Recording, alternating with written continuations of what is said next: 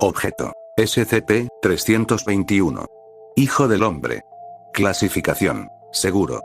Procedimientos especiales de contención. SCP-321 debe estar contenido en una cámara de contención regulada.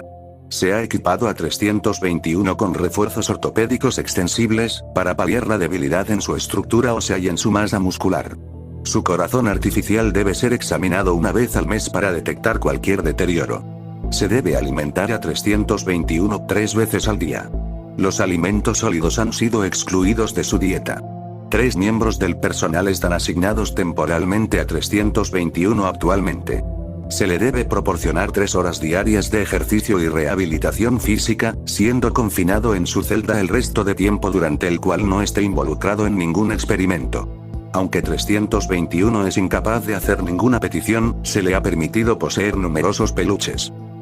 Descripción. SCP-321 es una mujer, nacida el 4 de julio de 1800. SCP-321 mide actualmente 3.1 metros, y pesa aproximadamente 110 kilogramos.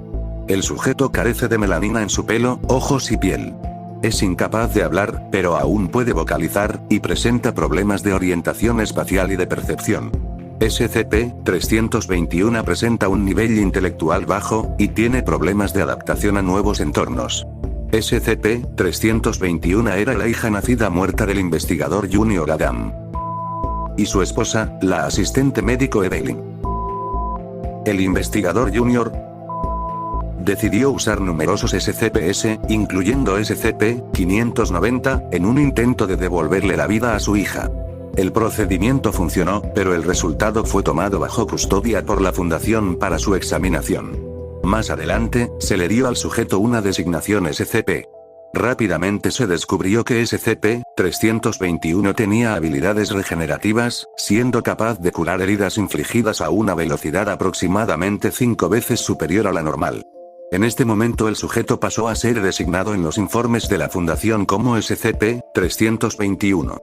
Desde entonces, el cuerpo de 321 ha seguido envejeciendo a un ritmo inferior al habitual, aproximadamente a la mitad del de un humano normal. A pesar de que su envejecimiento está ralentizado, SCP-321 ha continuado creciendo, sin mostrar signos de que vaya a detenerse, a pesar de ser actualmente el ser humano más alto que se haya registrado. En este momento, se cree que las capacidades regenerativas de 321 proceden de una superproducción de células madre, como resultado de su interacción mientras estaba muerto con censurado. Durante un período de tiempo que comenzó a principios de 1900, se alcanzó el límite de su corazón natural, ya que SCP-321 era demasiado alto para que la sangre circulase adecuadamente. Durante este periodo, se retuvo físicamente a 321 para asegurar que el corazón fuese capaz de bombear sangre al cerebro. A pesar de esto, un lento deterioro era evidente y se descubrieron los límites de las capacidades regenerativas de SCP-321, ya que no era capaz de recuperarse del daño que se estaba produciendo constantemente. En 1948 se comenzó a trabajar en la creación de un corazón artificial para prolongar la existencia de 321. El corazón fue completado en 1900. Desde entonces, todo el daño sufrido por SCP-321 ha sido sanado. SCP-321 posee una inteligencia muy baja. Sus actividades diarias son una obligación para él, y puede llevar meses, incluso años, el aprendizaje de tareas como el uso de utensilios para la comida.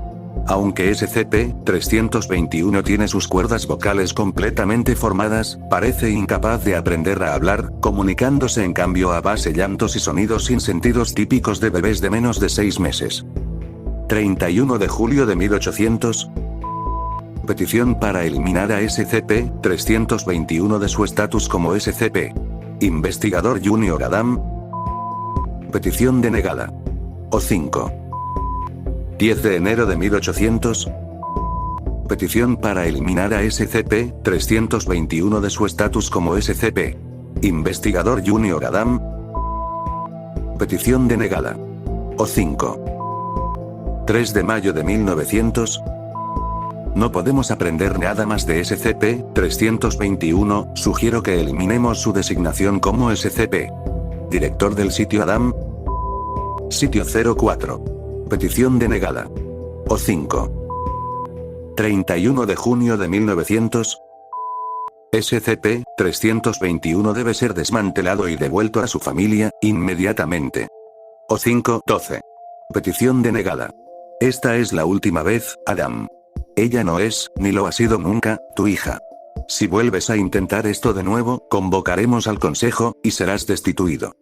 O5-1.